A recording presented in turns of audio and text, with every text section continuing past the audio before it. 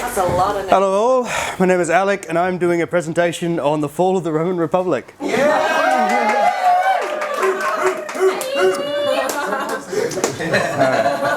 dope. You might want to move over a little bit. Sure. And you can use this. Sorry. Alec, do you want this? Sure, thank you. Alright, it works. Alright, ready? Alright, count me in please. 3, 2, 1. Okay, what was the Roman Senate? The Roman Republic was founded in 509 BC, following the overthrowing of the king of Rome, Tarquinius. The now free nobles founded a senate to head the new republic. This allowed Roman noble families to share power more or less equally. For over 400 years, this system of government worked very well for Rome. Plebeians and patricians. The Senate was in practice a limited oligarchical system. The vast majority of senators came from patrician backgrounds. This means they could trace their family lineage to the original nobles who overthrew the king. Everyone else was a plebeian, a member of the public. Plebeians were able to make headway in the Senate, but this was quite unusual and often unwelcome. First problem, dictatorships. The Senate had 2 elected leaders called consuls. In times of state emergency, one consul could be elected dictator for a set period of time. The measure was considered extreme because it froze democracy. Dictators' powers were absolute, as the republic began to destabilize, it was used by powerful senators to crush their political opponents. Increasing instability. Where did this instability come from? The growth of the empire.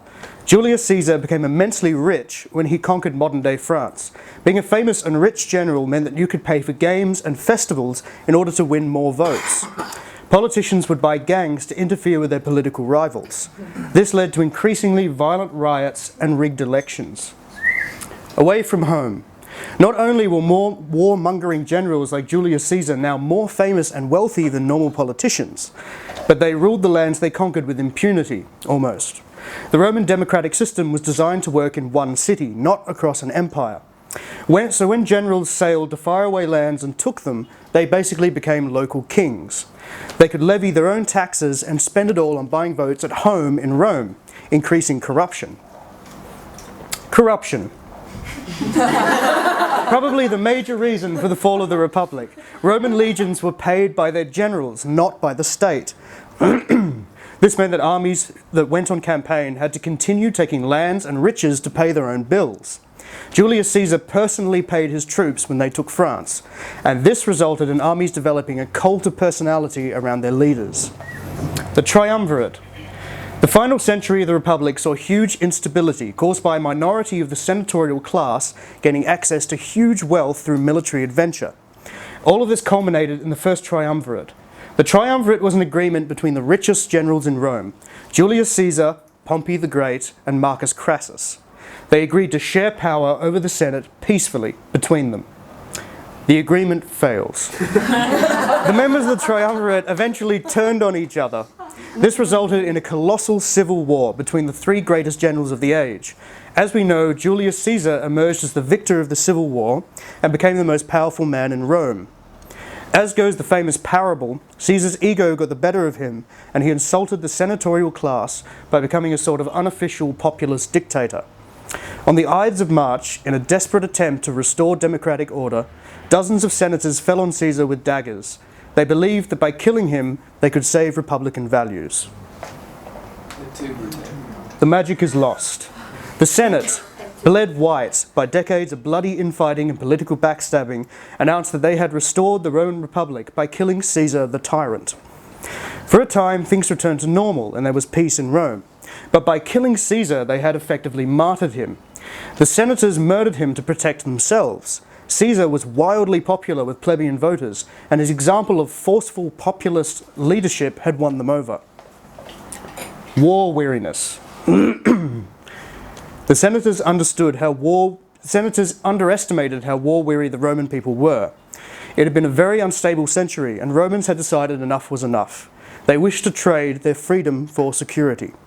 Though Caesar was never officially an emperor, it was he who killed the republican spirit, and it was seen to be better to now have one single mediator. Caesar's example. As the Roman Empire continued to expand. Generals followed Caesar's example of populist leadership. All the problems were still there, so it was not long before more great general statesmen rose up and began to dominate the democratic process. Of this new generation of leaders were Mark Antony, a general named Lepidus, and Octavian, Caesar's adopted son. The second triumvirate. And so history repeats itself. And the three men I just mentioned formed a triumvirate to cement their power over the Senate, and again, those three men eventually went to war with one another. There was a second colossal civil war that famously ended when the lovers Mark Antony and Cleopatra, defeated and cornered in Egypt, took their own lives rather than be captured by Octavian. Octavian, first man. Octavian was a wily politician who took note of his father's fate and was very benevolent in his control over Rome. Not even he became an emperor, but pulled the strings of the exhausted Senate and the people of Rome to make him the Principate, or the first man. In Rome, and slowly, over many years, he stripped away the democratic powers of the Senate and made them his own. Reviewing the lead-up, I know this has been a lot to take in, but I think we can now reflect on the major reasons for the downfall of the Republic of Rome. Firstly, the position of an elected dictator was increasingly invoked/forced by unsavory politicians to attack their rivals. Control was normalized. Further reasons. In doing so, general statesmen were able to create cults of personality away from home that made soldiers loyal to their cause and not to protecting democracy. They were able to dominate the lands that they took and squeeze the conquered people for tax money in order to buy votes of the people in Rome. This is where we derive the political phrase bread and circuses. That is, feed the people bread and wine and win votes. In conclusion, the Republican senatorial system was not designed with rich political superstars in mind. What started out as a meeting place for equally wealthy nobles slowly devolved into political theatre and violence as the empire enriched singular individuals enough to overwhelm the democratic system. The personal aspect to leading and paying armies contributed heavily to this and encouraged cults of personality around great generals. The Roman Republic was doomed by its own success.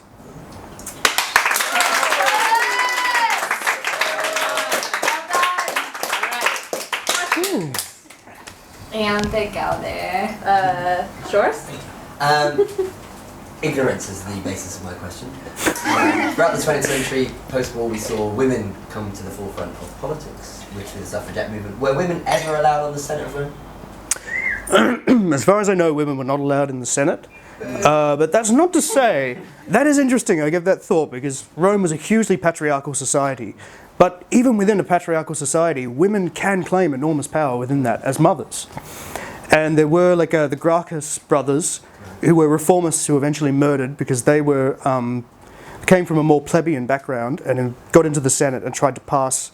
They were very reformist, and they were eventually murdered for their reformist cause. But their mother, she was an incredibly powerful woman politically and connected to a lot of families. So they weren't formalised, but they did have influence. Yeah, through forming family bonds, women could be incredibly powerful. Close ties.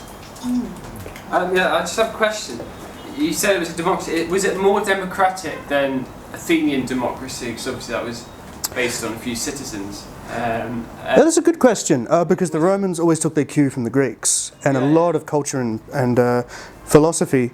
And Athenian democracy was direct in that the stone's in the jar, and every single citizen would vote directly on an issue. Do they have the same thing as the Athenians? I believe in Talking about Athenians. Athenians' democracy was direct representation decided by stones. But there weren't many citizens. Weren't many citizens, and I'm actually not so well read in Athenian democracy, but I understand that Rome had a more complicated bureaucracy. That meant there was immediate voting for local representatives, but it kind of became more watered down, and they were so very classist. That was specifically designed so that the Senate would be able to decide on its own terms who would have the upper power. Would you also say that? Actually, you don't know too much about Athenian democracy, but did they have fundamental rights like freedom of speech to an extent, like the Athenians did, until, for example, people started murdering the... I think that's the crux of the issue. I think a noble male Roman had relative freedom of speech, but it was more socially dominated. If you were starting out in your career and you attack someone who was above you, you might just fuck your career in doing that. You're free to do so. You're free to fuck up your career, and you might not die. Land ownership is the key ingredient. And land ownership, yes. Land ownership is So the it's key the ingredient same factor as- in their discussion. Okay. So I think you did have the freedom to do so, but it was a social construct, so it depended who you were talking about. And the social construction of land as private property is. Sure. So it's pretty much the same as England in the 17th century. Yeah, quite similar. Cool. Josh? Could you lazily compare Rome to some modern political systems? So that I can sort of rock it out at dinner parties and sound clever. Sure. Well, you could compare it to, weirdly, Russia or the United States, because Russia has its oligarchs, like Rome, who are all aristocratic. I said patricians, it was all about family lineage. If you could trace your family back to the founding of the Roman Republic, you were nothing more than that. You came from noble birth. You didn't even have to be rich. You could be. Julius Caesar was moderately wealthy, but didn't come from a great family. But he was a patrician. So yeah, it comes with generational, giving mythos to a generational dynasty. So you could apply it to many nations. I guess, and I don't mean this to be a leading question, but in terms of transparency with people, what the common people, I guess, or in America's case, the voters, I'm kind of building on Josh's question about comparison. Were the Romans more or less of a farce than the US? No, that's good. No, I totally get what you mean. I think Rome didn't have a standard education system, and that was part of the reason that only wealthy people could be politicians. They were the only people who were educated. So political beliefs and swaying people was on buying them off with food and festivals or propaganda. So I'd say it's similar. You can make a pretty good comparison. But Roman plebeians didn't have an education at all, and they would trust whomever could spend the most money on propaganda. So there are parallels, but Americans are more educated in their own system, and plebeians didn't believe that they could. It was in a very classist sort of putting people on a pedestal. They thought they're more educated than I or anyone I know could ever be. Therefore, I trust them. And so, in the case of being informed, I guess we're better off. They're better off now. Yeah, I think so. Okay, cool. I think let's move on. Yeah.